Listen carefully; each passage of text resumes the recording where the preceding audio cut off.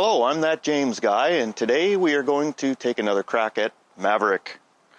We're going to look at the carburetor, maybe even explain how it works, see what's wrong with it.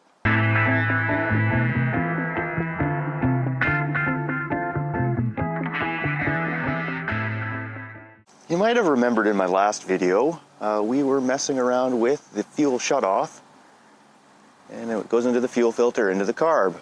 But the problem we're having is I left the fuel on, and lo and behold, I came into the garage, and there was a puddle underneath the bike. So let's go ahead and turn the fuel on, and I'll show you what it's doing. So here we go. I figured out that's off, that's on. Now let's go to the other side of the bike, and it won't take long, folks. It won't take long, and you're gonna see some gas dripping out. And there we go. Gas dripping out of a carburetor. So I'm going to go ahead and turn this tap right back off, and we'll try and maybe I'll go and run and grab a rag so that I don't, contaminate the environment with too much gasoline. Stuff that in there. What normally causes this on any carburetor, gas dripping out, especially when it's not running or doing anything, is a needle in seat.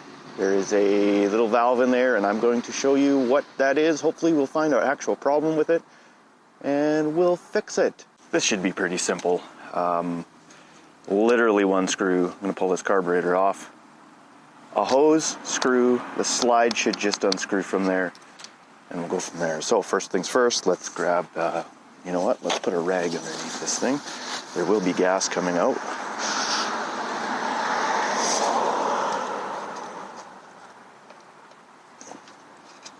Being stubborn. Of course it's being stubborn. Oh, it's moving a little bit. There we go. That's the fuel line off. And it'll probably continue to drip for a little while. The slide itself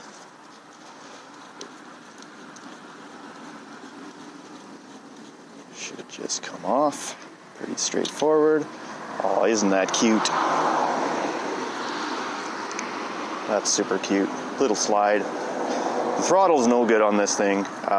Nothing's happening when I'm twisting it up on the bar. That's going to be something we're going to have to figure out, acquire, whatever you want to call it. Oh, we're spinning. Oh, come on. There we go. Okay, look at that. It's this cute little clamp on here. It's sort of might seal things. And that is now loose. And this should just pop off. There is our cute little carburetor. Whenever you're doing something like this, probably not a bad plan to just plug the hole. You don't want like an inadvertent mosquito or fly or piece of dirt or something to wind up in there.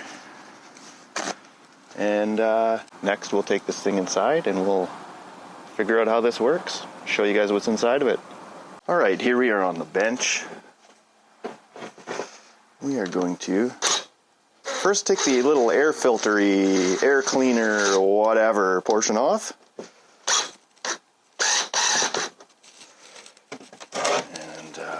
And let's see what's behind this little thing. Okay, we got a little kind of a air filtery. Oh, screws fell out. Get the screws out. Kind of like a wet filter kind of thing. A little sort of a little guard thing. Just kind of fits in there. Alright. Kind of neat. So, there's our air filter. Oops. There's our air filter. You'll notice in the last video I put a picture of the Amazon engine kit. And if you look really closely at it, you can see this is the exact same one. I just picked a random Amazon with these little inlet tubes. It looks exactly like the Amazon one, which is really interesting. Okay, remember how last time I was messing around with the choke hey, which way is the choke on? We were flipping this back and forth. So here's you can see what the choke does. Up, choke. Choke means exactly what you think it would mean. Like, I'm going to choke somebody and so that they can't breathe. I'm going to do the same thing to a carburetor. Choke. And what that does, I'll explain in a moment. Next thing we're going to do is we're going to have to, well, get a rag, tidy up our little gas mess on this nice wooden table, making things extra flammable. I can already see here that somebody has been in here before, and you'll notice by the way the screws, there's a screw with clearly not a standard washer underneath, like a washer that came with it. But we also have that screw with like nuts underneath it. So, okay, this could get interesting. What are we going to find here? Let's find out right now.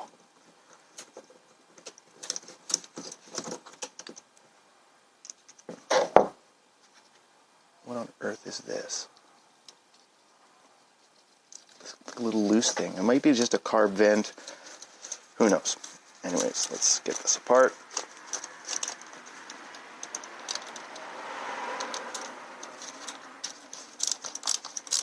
Oh, the suspense is killing me. And our gasoline oil slick is growing. Okay, so someone just put a screw and needed a spacer because the screw was too long. Let's hope for that. Okay. Interesting. Okay, I think I can explain this whole entire carburetor to you pretty much with it apart this much. So, that loose thingy was, I don't know what, weird with a little cotter pin that kind of, I don't know if you can see that. There's like a little cotter pin that kind of holds that. It's like a carb vent, but a cheap version of it. I don't know. Who knows? Anyway, what causes these things to leak, you saw this thing leaking on the bike, was this part right here. This is called, well, this is the float bowl. This is the float, which this is very basic. This one just kind of slides up and down. So as the gasoline comes through this port, through the needle, this float, as it fills this bowl up, this float will start to raise in the level of gasoline. It's really important that the level of gasoline in a carburetor is always exactly the same no matter what. And what happens is as the float goes up, this little thingy pushes on the needle and eventually closes so that no more gasoline can come in. And then as it uses a bit of gas, the float lowers. It keeps the level at a very steady spot. So what happens when the needle leaks, that's when you get this thing flooding and overflowing and then gasoline leaking out of kind of every orifice there is. So what I'll do now is I'll pull this needle out, and maybe there's a little bit of crap in there that I'm going to need something really small to poke that out of there. If we can do with a screw. Oh, there we go. So I pushed the little end out there.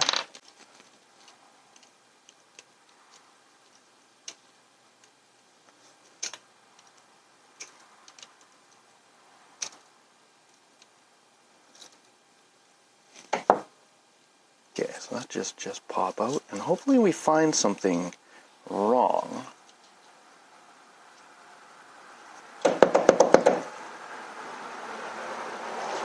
See here's the end of the needle. There's no rubber. I would like to see something on the end, like a piece of dirt or something. And now when I blow through there, pull out the MotoMaster light.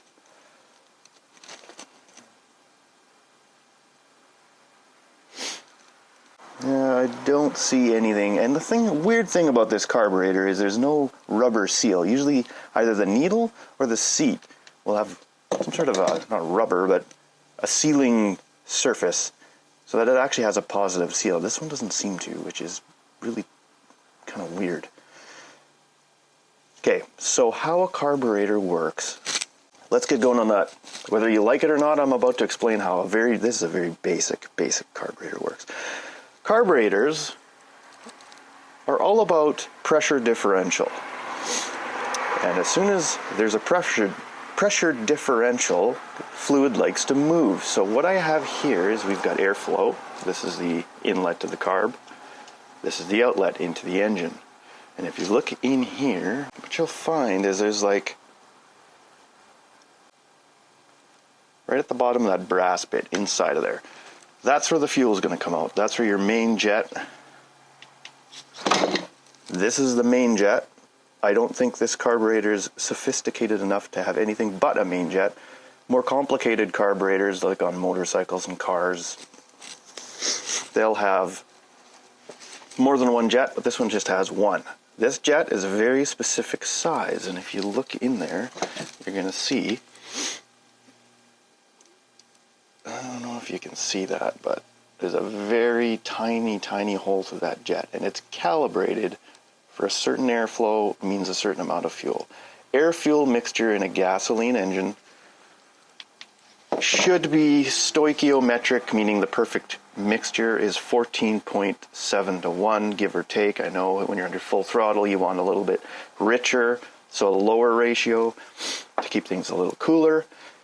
But in this case, let's just say we want a certain air-fuel mixture, and the size of that little hole is the jet size, and that's what determines how much fuel goes in. So what you have here is a bunch of air flowing into this carburetor, and then when you combine that with the slide, you know what? Why don't I grab the slide? So the slide, sorry, don't have very good lighting right here. So what we have here is the throttle slide. How this works, you can see there's a little, oh boy, this thing is just falling apart on me.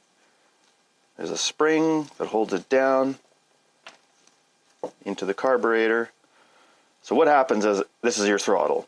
This isn't like a car where you've got a flap, like a throttle body. This is a slide. Little engines like this have a slide sometimes, usually.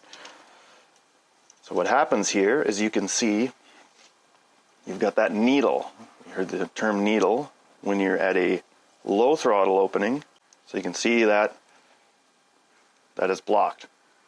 What happens is when you have a very low throttle opening, the air is forced to come into the carburetor through this little throttle opener, which speeds the air up and then rushes into the engine, and this speeding up actually lowers the pressure of the air lower than the fuel in the float bowl.